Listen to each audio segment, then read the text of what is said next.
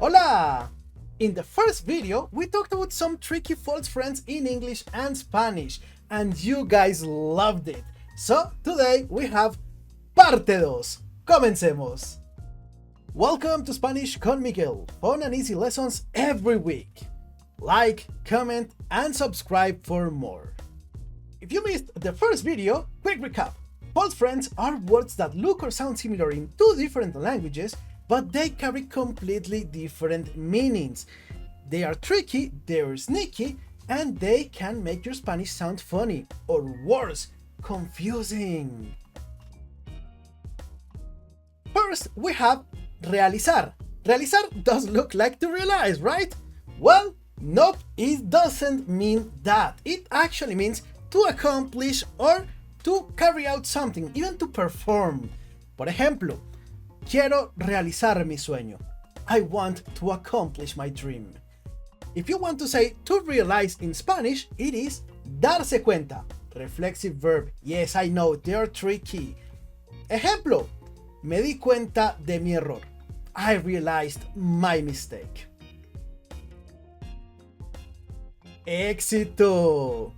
This one, believe it or not, was a meme in Spanish-speaking countries like 15 years ago or something like that, a long time ago. Now, éxito does look like exit, but the meaning is actually success. Tuvo mucho éxito con su canal.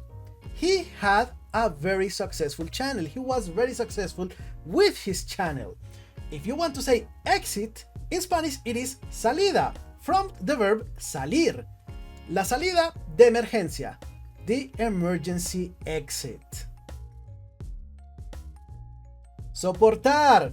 It looks like to support? Well, that's not what it means. Soportar means to endure something, to tolerate something, or to stand something. No puedo soportar el calor. I can't stand the heat.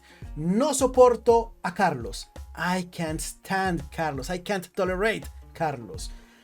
If you want to say to support, poor Carlos by the way, you would say apoyar in Spanish. Gracias por apoyarme con un me gusta y una suscripción.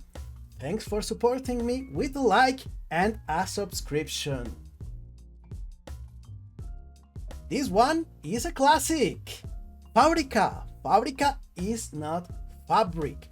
Fábrica actually means factory, and it is actually related to the word fabricate in English, to make up something, because in a factory you make things, in a fábrica you make things.